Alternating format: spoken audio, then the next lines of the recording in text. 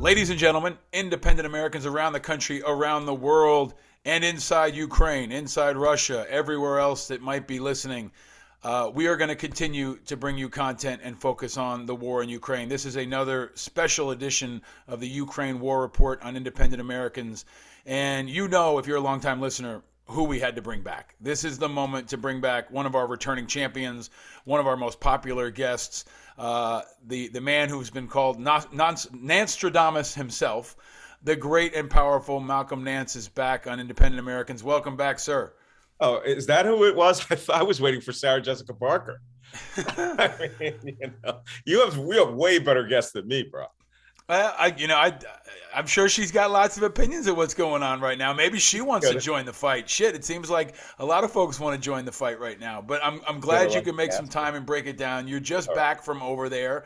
You've always got a unique insight. There's a lot I want to get to. NATO just said no to the no-fly zone. We got vets joining the International Legion. Lindsey Graham says we should kill Putin. But you are always in the middle of all of it. So let me ask you, as I always do, where are you now and how are you? Well, I'm fine. I've been back in the United States 6 days. I just spent a month in Ukraine. I left by sheer chance, and some analysis of the tea leaves, that I left 6 hours before the airstrike decimated the airports in that country. So I got out on the last Lufthansa flight to Frankfurt. And now you're back in the U.S. now? Yeah, I'm in upstate New York. And how does that feel to have been in Ukraine 6 days ago and now be in upstate New York? I mean, that's got to be kind of a mind fuck.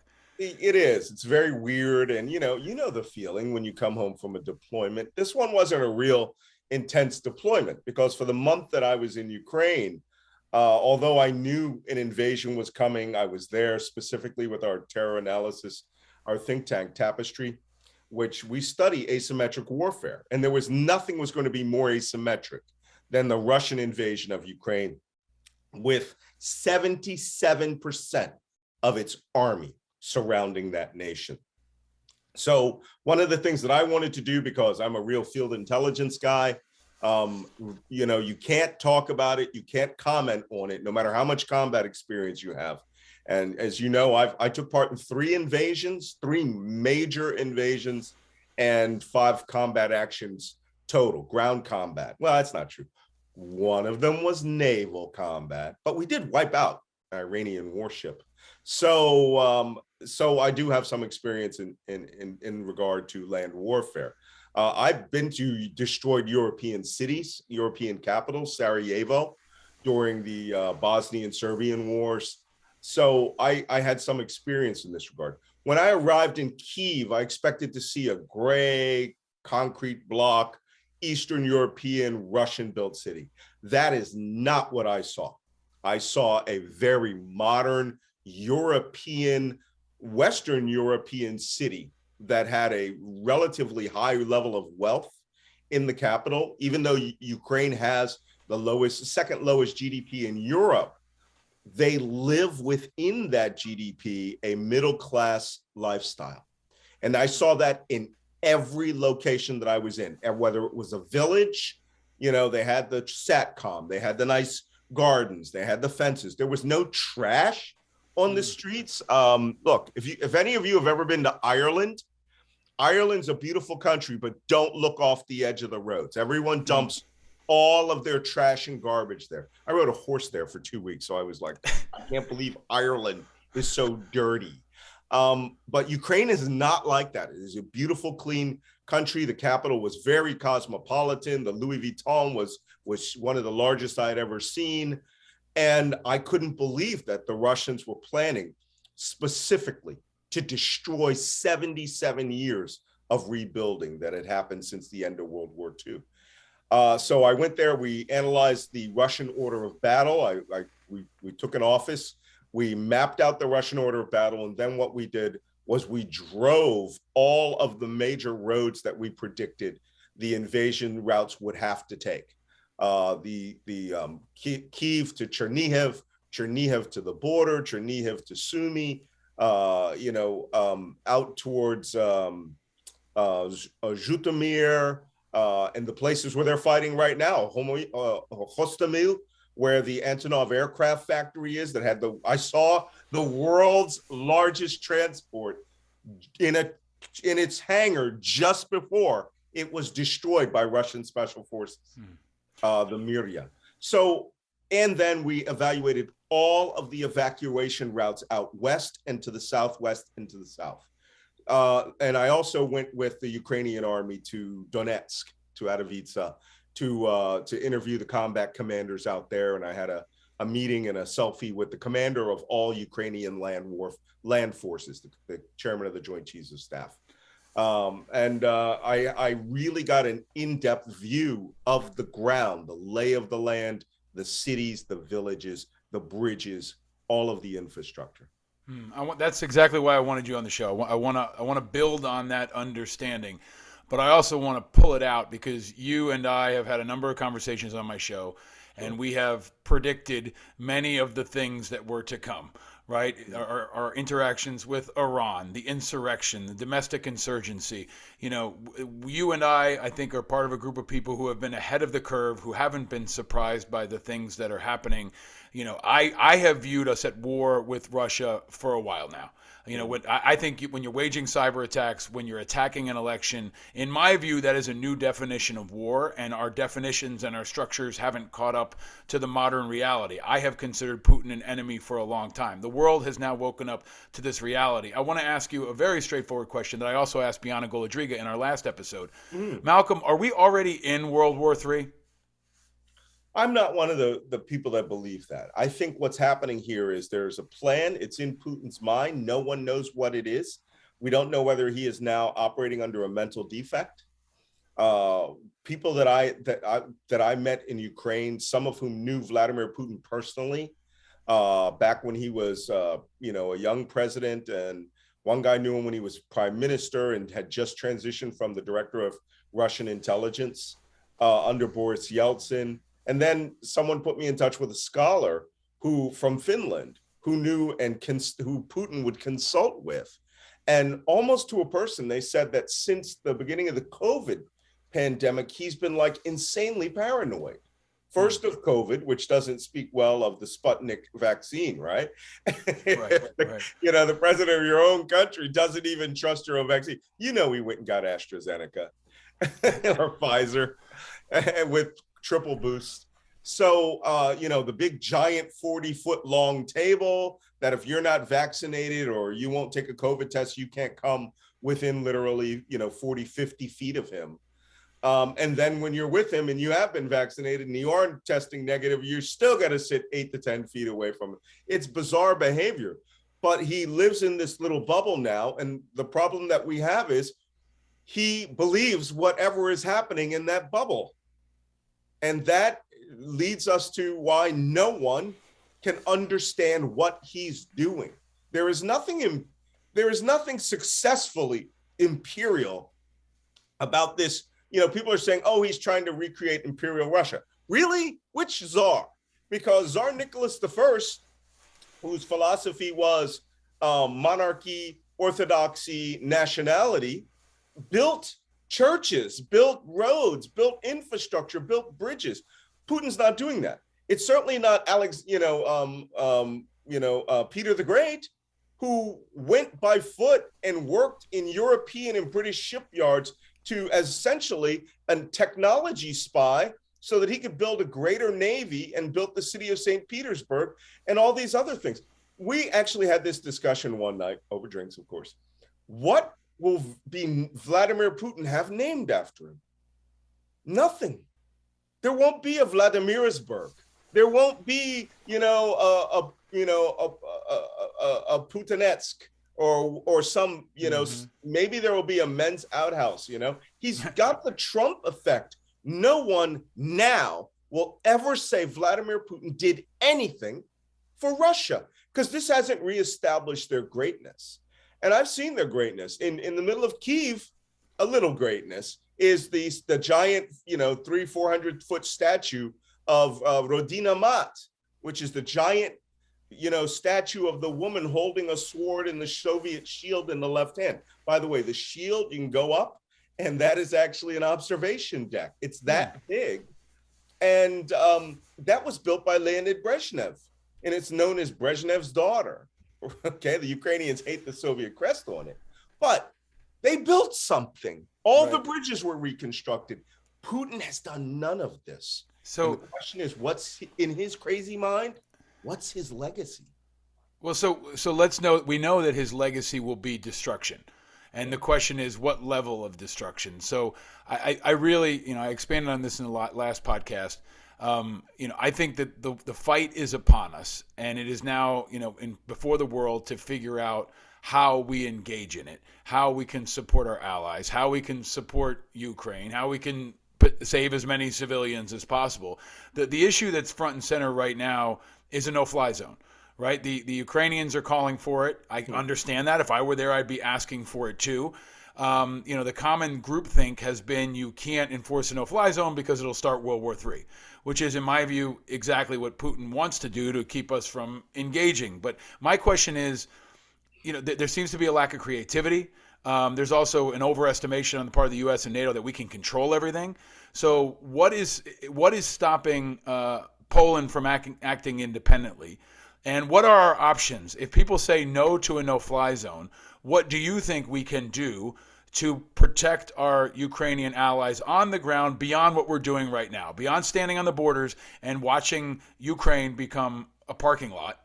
What can we be doing? What should we be doing that we're not doing now, whether it's a no-fly zone or something else?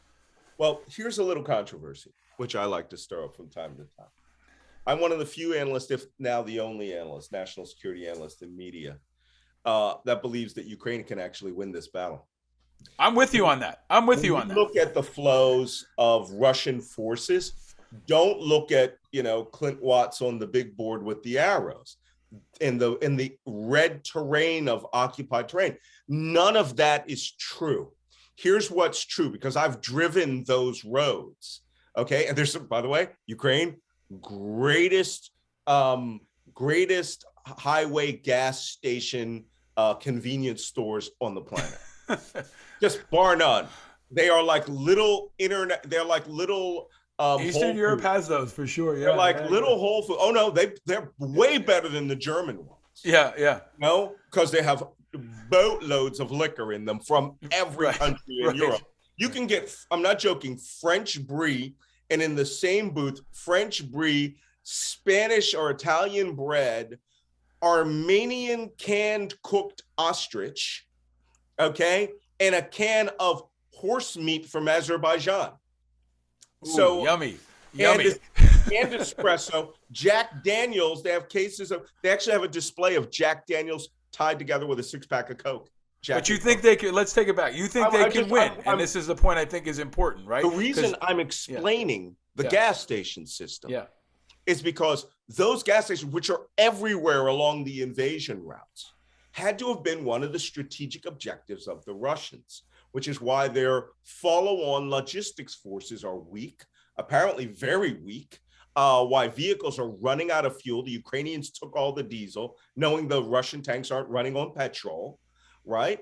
And for the most part, the lines of invasion have all of these crossroads that they must seize.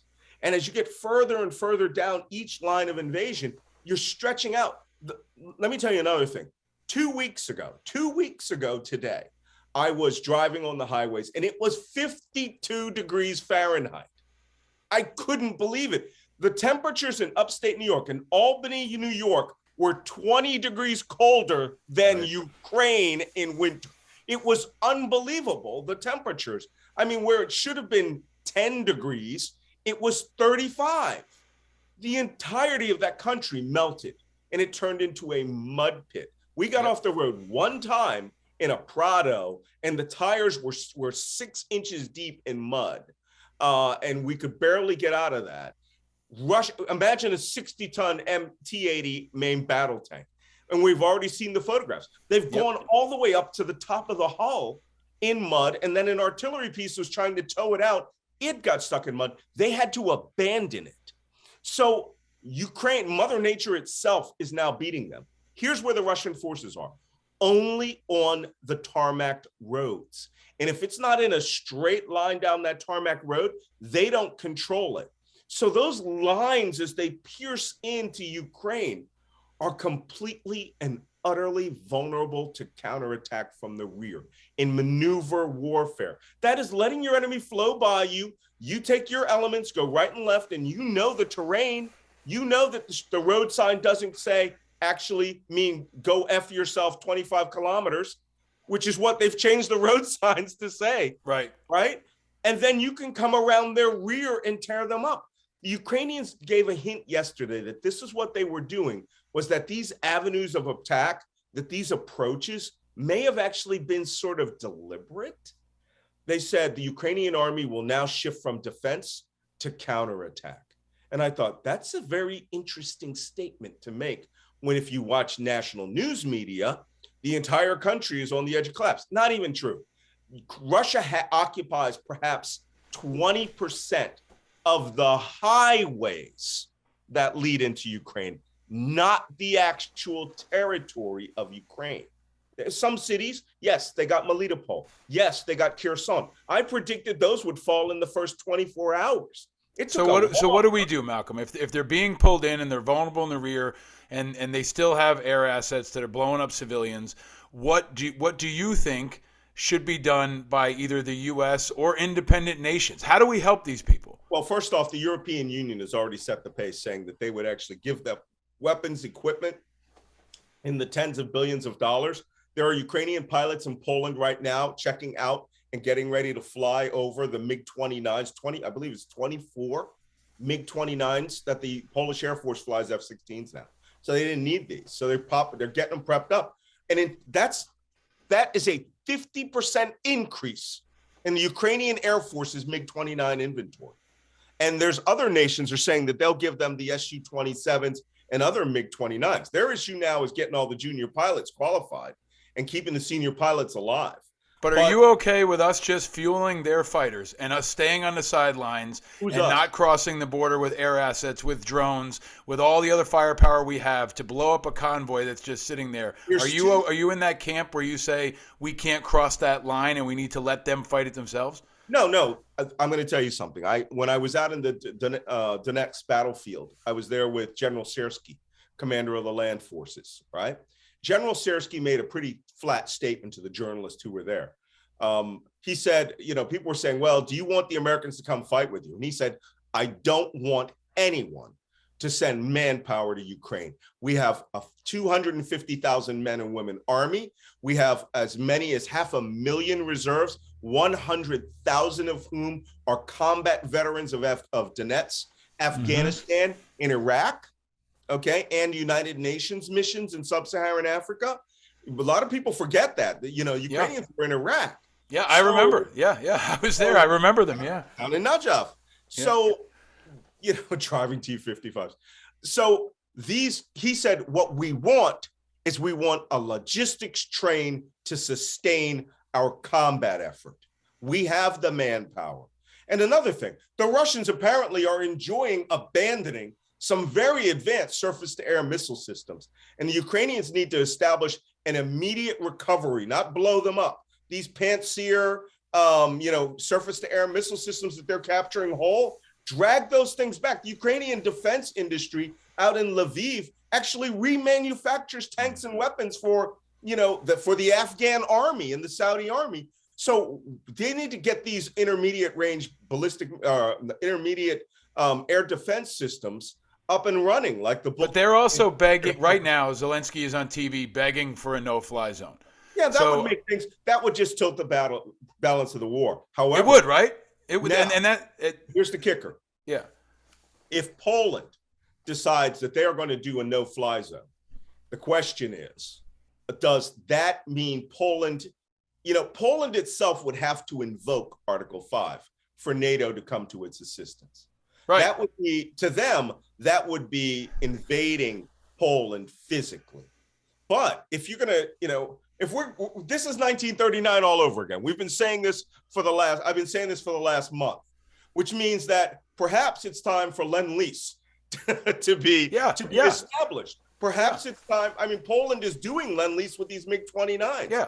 But Why can't Poland say, as an example, hey, NATO, we're out for 2 weeks. We're out for 2 weeks. We're going to do our own thing. We're not going to wait till the Russians come into Poland and come into Moldova and come into, we're breaking away. NATO doesn't work for us right now. We're going to fucking hit the Russians. We're going to back the Ukrainians. We're going to tilt the momentum and not let Putin control the tempo anymore. Hit the Russians. All they need to do is start flying air combat missions west of the M06 highway.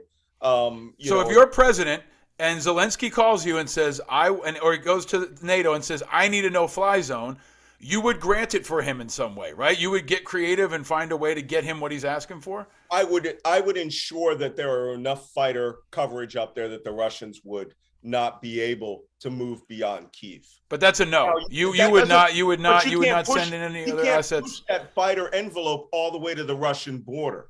Here's what I would do. Malcolm Nance, Commander-in-Chief, in consultation with his NATO allies. I would establish an immediate, aggressive, and unlimited use of the Predator drone system on a lend-lease basis with ground pods that are in Ukraine with a Ukrainian pilot and a Ukrainian weapon systems guy. So that aircraft might take off from Mildenhall, or it might take off from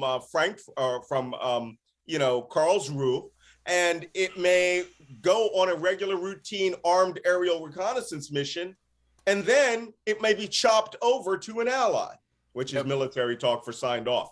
Then their ground station takes control of that Predator or Reaper, I'm sorry, not a Predator, a Reaper drone with its 16 Hellfire missiles that just happen to be on the airplane, right? Starts flying a mission off around Kiev and slaughters whoever is in its way. It's just an extension. It's an extension of giving them Stingers and Javelins. It's right? lend-lease. Yeah.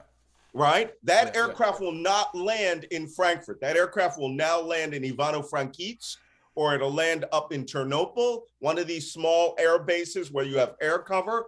It is rearmed, refueled, resent, and goes back and does it. I would do that I personally feel I would have been watching for almost 2 weeks, Global Hawk, which is our high altitude, completely persistent, drone that can stay up for weeks at a time. Yeah.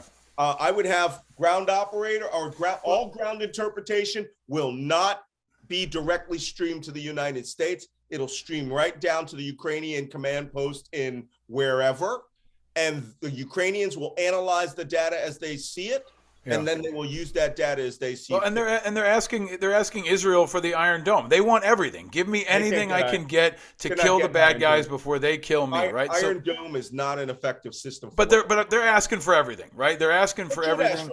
Here's another thing. Why aren't the Turkish just suddenly handing over 30 or 40 of the Bakhtiar drone systems? The problem with that drone is it only carries 2 missiles. Well, let me ask you. Reaper is a better idea.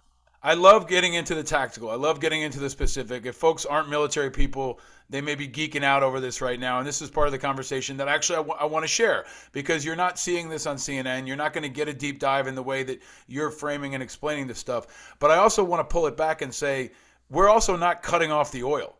Right? Biden hasn't prepared America for war footing. He hasn't cut off the oil imports. And a lot of our brothers and sisters who are veterans view our country as not doing enough. They want to join this as a good fight of our time.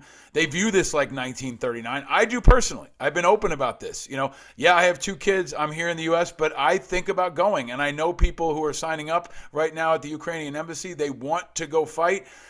I don't know if you are going to join the fight, but let me ask you this, Malcolm. Our brothers and sister veterans, not just from the U.S., but also from Germany, from Israel, from other places, are joining the International Legion. Zelensky has also said, come fight with us. Join the fight. We'll train you up. We'll give you a Ukrainian uniform. I think this is a very big story for a number of reasons. One, because it will change the dynamic of how the American public views this war. One American troop gets snatched, gets killed. It changes our skin in the game in a way we may not have anticipated. We already. Let me get to the question if I can. So when you were there, in Russia, there's American citizens in Russia that they said they may imprison or not allow to leave. That's what I'm trying to get ahead of this in a way that I don't think Biden has, right? I don't think Biden and the White Well, House I have think leveled Biden with the has American. his problem is his staff. Right. His, you But know, let me get to the question I really want to get to is when you were sure. there, Yes. did you see American veterans already on the ground? What is No. your read on how many veterans you think will go? And how does that change the dynamic when a bunch of dudes from the 82nd Airborne go? And they don't all want to be door kickers. Some of them are medics. Some of them want to help fix tanks. Some of them want to help put fuel in because we're really good at logistics, right? So all these Well, men and women that are joining, can you talk about that point of this specifically? yeah, Because I think it's a big story right now. I had some deep dives with the Ukrainian government over the proposed Legion. And they were not, let me tell you something, until the moment those bombs struck, none of this was thought about. Although the Ukrainian army thought about it. And there were a few people who were preparing, for the militia organizations, the territorial brigades, to stand up. And they were giving training around the city. But for the most part, it was going to be open up the weapons lockers, take what you want, go out in the street, and you will organize into local organizations. That's one thing, the territorial home guards that are just what we call MWRs, right? Men with rifles. And they've got no training. Some of them may have been conscripts in the Soviet era, but for the most part, they're out just cool digging, every one body in its way. Now, they are organized now into territorial battalions in name, right? They're sort of like ISIS or Al Qaeda brigades, right? 6 guys in a 6-pack equals a battalion. Mm-hmm. So, but the Ukrainians are very determined people. Now, let's talk about the International Brigade, which I know something about. And the methodology for getting into it is not just walking over there. You got to go to an embassy. You got to be cleared by the defense attaché. You had to have had previous experience.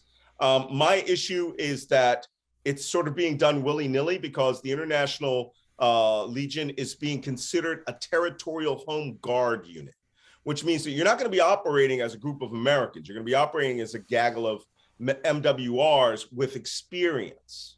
And what they need to form a national level infrastructure that breaks you down by language, that breaks you down by combat experience, and doesn't make you a territorial.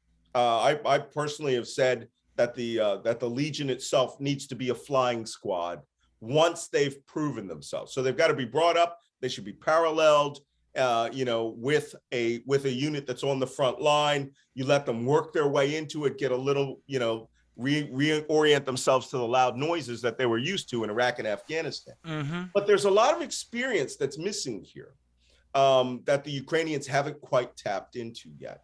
And that is that there is no infrastructure for a guerrilla war. And they are going to have a guerrilla war. In fact, that guerrilla war is happening right now. If you saw I don't know if any of your viewers saw the video of where there were 4 tanks there were 4 tanks next to each other, and a bunch of locals looted all of these weapons trucks, just couldn't even get their minivan filled, off the ground with it, and then set fire to these tanks, which is great. But what they need to do is when you find an abandoned tank, call us, we'll get tank wreckers out there, and we'll put 4 tanks in the Ukrainian army inventory. Right. So, This is what happens when you have MWRs, men with rifles. They just go, oh, well, there's tanks. Let me do something about that. Throw a Molotov down it. Maybe we needed all that main gun ammunition, right? Maybe we needed to recover that. Maybe. That guerrilla war is started, but it needs to be organized into a maquis, right? Like the French. Yeah, I mean, that's the part of this now that I think a lot of Americans assume, and I think the White House assumes, that they can control a whole lot more than they can. Right. And especially in the early phases of this, it's going to be more messy and more costly and more bloody than I think most people, at least in this country, are ready for. The Ukrainians have been fighting the Russians for years. I think they're grounded in that. And I think that's where Biden had a 9/11 moment. He didn't tell the American people this is going to be long, this is going to be hard, but it's going to be worth it. He was kind of like Bush after 9/11 saying, go shopping, everything's going to be okay. But others are answering the call. So I think we're quickly going to be at a point where the New York Times reports in a couple weeks to X thousand American veterans are now in the fight. I don't believe that at all.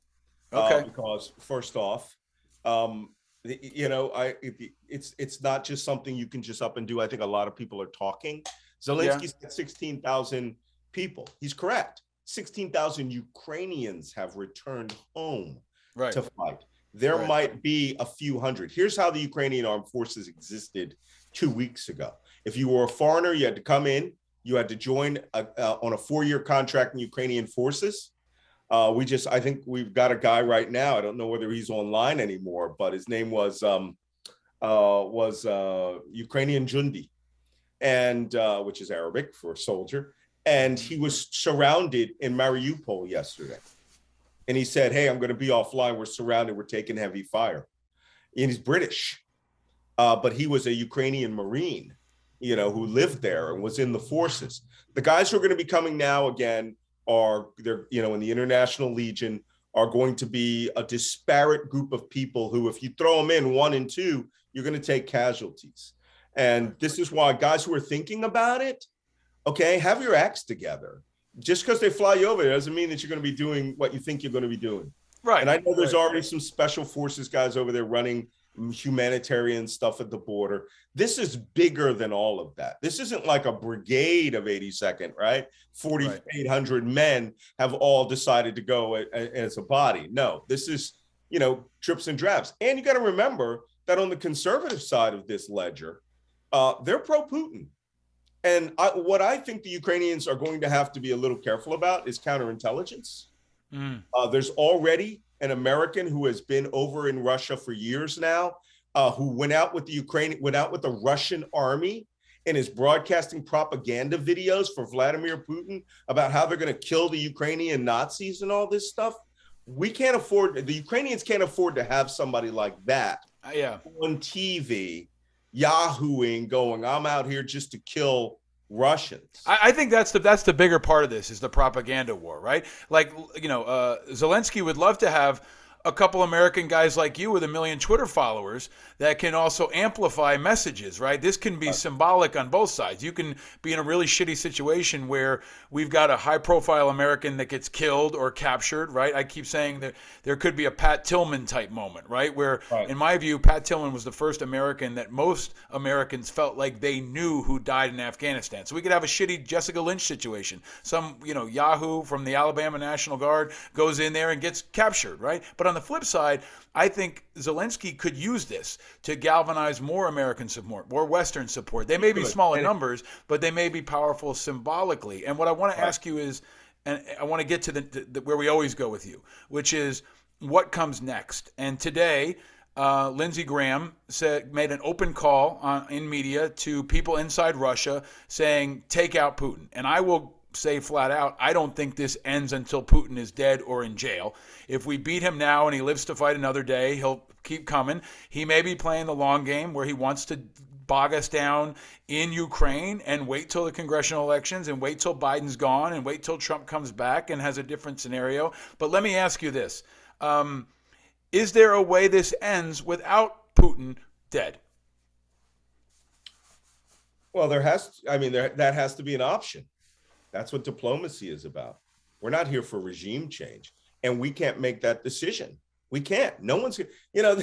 But from internal too, I should specify. Like, there's also a movie, right? The most likely way for him to be overthrown is likely from the inside, and I think that's what a lot of people are hoping I've actually for, right? said this. I've actually said this on air, not on television, definitely on radio. That is incumbent upon that if Vladimir Putin shows more instability to where he really orders people to use nuclear weapons, or he readies tactical nuclear weapons, as let's say the Ukrainians actually successfully carry out, a battle of Yavin, right? That where they come around and just boom, numerically superior forces suddenly cut off and being destroyed. And his army is starting to go away. The cream of the technology of the Russian army starts getting wiped out. What does he do? What does he go to 1? Does he go to 1 kilogram? Does he go to 1 kiloton, 5 kiloton tactical nuclear weapon and just eliminates a city as a warning? At that point, that famous line from that was spoken to Captain Willard in the movie Apocalypse Now, terminate the colonel's command. Yeah. that has to be incumbent upon the chain of command around him.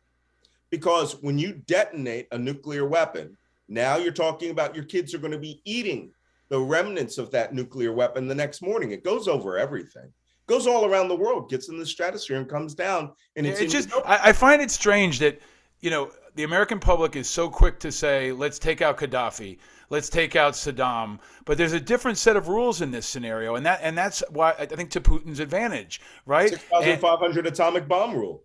Yeah. But I do think that for folks to assume Putin won't do anything because of something is the flaw. Like, we have to plan for everything he could do, and as a military planner, hope is not a plan. You plan for the most dangerous course of action, and the most dangerous course of action right now, in the same way it was on January 6th, is Trump had access to nukes, right? And politically, we had to remove him. We had to ensure he relinquished power. That was a conversation happening in this country, and I think fueling that conversation in Russia is something we should be doing, right? That doesn't mean we're calling for an assassination, although that's something people will call for too, and we should have a conversation about it, I think, and not be afraid to have that conversation, because we've had it so many other times before. I don't think Russia stops until he's gone, and a couple levels down are gone. And there is a scenario that I think you're laying out and others are starting to understand, that we don't have to just save Ukraine. We can defeat Russia in Ukraine and change the course of history here. This is why, in my view, it is 1939. We can end up in a much better place. It might take us 10 years. It might take us 20 years, but we might no longer have a dictator with nukes in Russia. And that's where I feel like the president, especially in our country, hasn't laid that out for people. He just keeps kicking the can down the road. And that's how we got here. President of the United States doesn't control the world, man. You can't put that on him.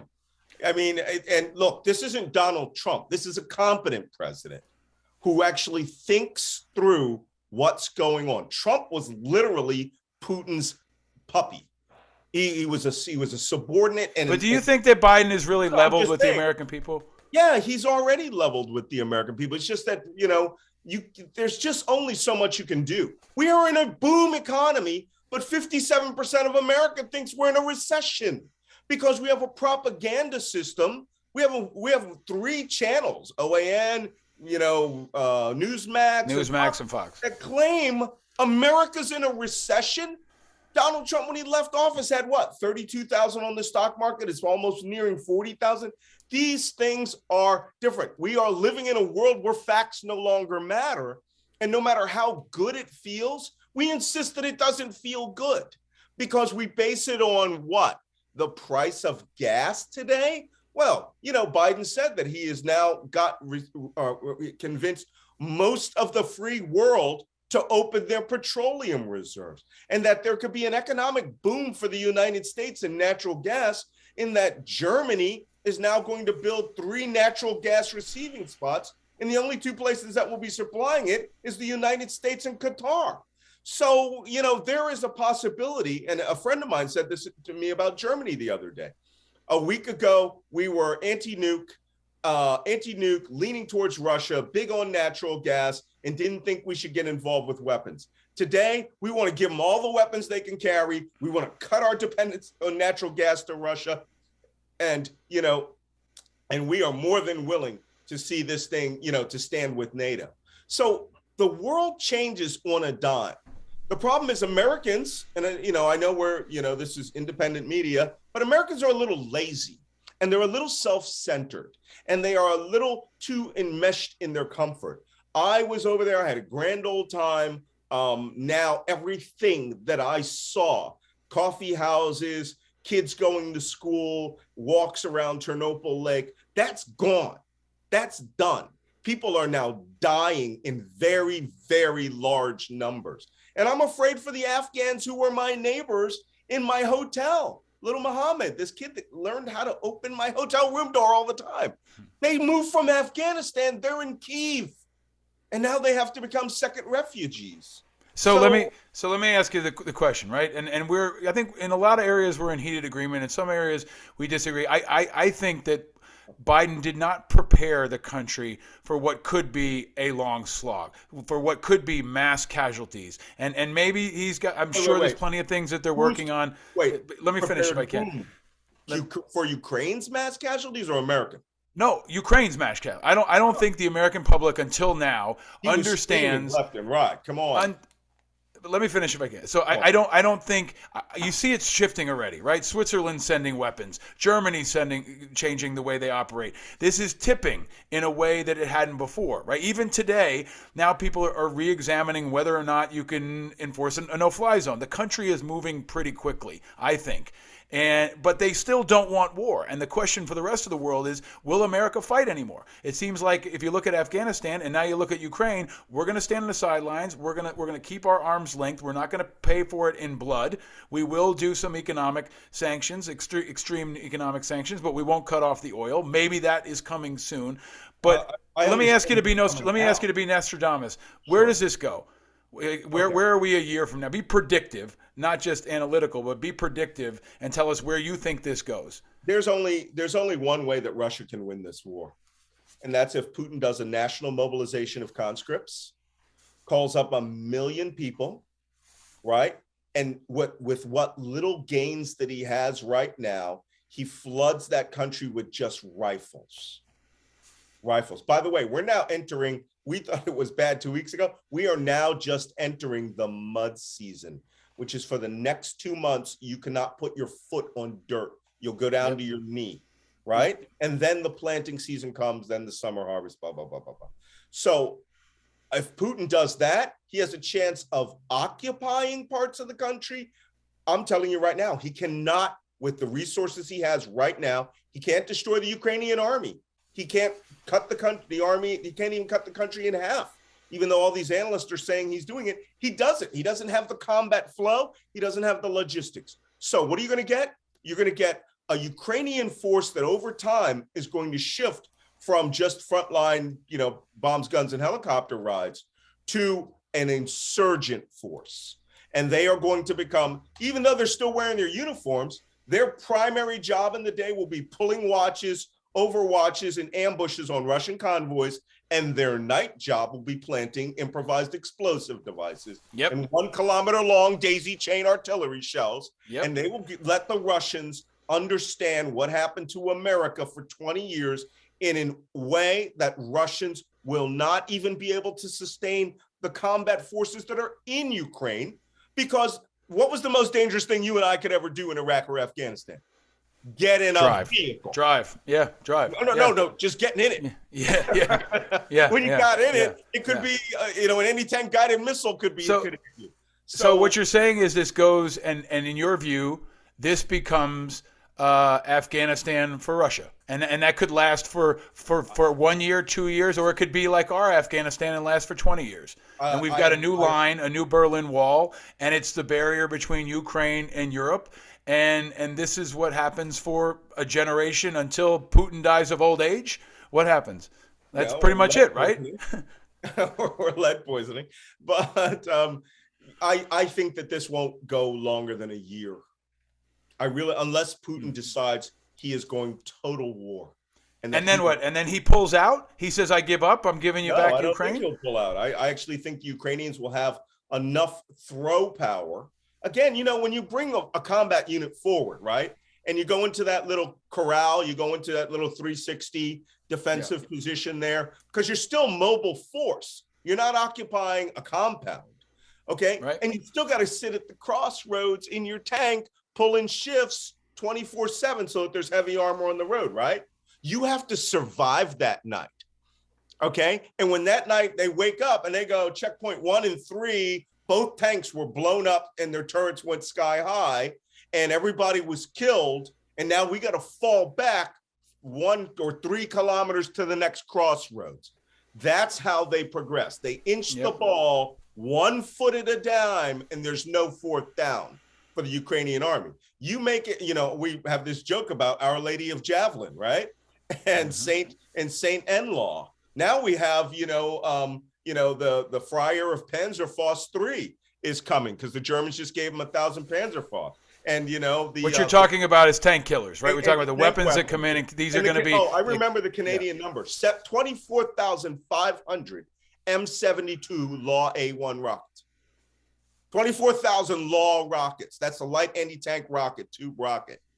Everyone's an anti-tanker now. Right. No one's a shooter. Everyone, their day job will be making tea. Their night job will be destroying tanks. There are right now more javelins than there are tanks in the Russian inventory. So I'm gonna try to wrap it up there and say, look, I think you have been accurate in most of your predictions for, I don't know, the last decade or two. This show has continued to try to keep people ahead of the curve and also challenge the conventional wisdom, because 2 weeks ago everybody said Putin was going to roll and Ukraine was going to fall and this was going to be over, and part of what I frankly think you and I and others in this media space have been trying to do is disrupt this flow, disrupt the common knowledge, disrupt the groupthink, because they've been wrong about Afghanistan, they were wrong about Iraq, they're wrong now, and we're not right all the time either, but busting up this groupthink that's happening, and I think misinforming the American people and not serving us well is a part of why I am so concerned about the bigger picture. I think NATO is in many ways obsolete. I think Congress has shown us that they're, in many ways not able to adapt. All of our existing structures have not evolved for the times, and that includes the media. And that's why I have done what I'm doing now, and this is my way to support the fight. And anybody listening in Ukraine knows that I stand with Ukraine, and I will say down with Putin, and I will say glory to Ukraine, and I hope others will echo that, and that the fighters in Ukraine hear me and you and other Americans who are standing with them in any way we can. You're going to continue to do that. And I want to thank you for that, because it is a public service. It's a global service. And you don't have to agree with us all the time, but I think we're on the side of good. And that's been true fighting enemies, foreign and domestic. And we got our own problems in the days to come. But Malcolm, you've been intrepid. You've been tenacious. You've been there, which is really, really important. And I hope that folks will look at whatever you put out every day on Twitter and in the weeks to come, because I know you've got more to share about your time over there, man. All right. Well, thanks. It's great to be here, and Slava Ukraine. Slava Ukraine. Thank you, man. How do you say stay vigilant in Ukraine? We'll say Slava Ukraine. F you, Putin. Yeah, and fuck you, Putin. Absolutely. Thank you, my friend. All right. Take care.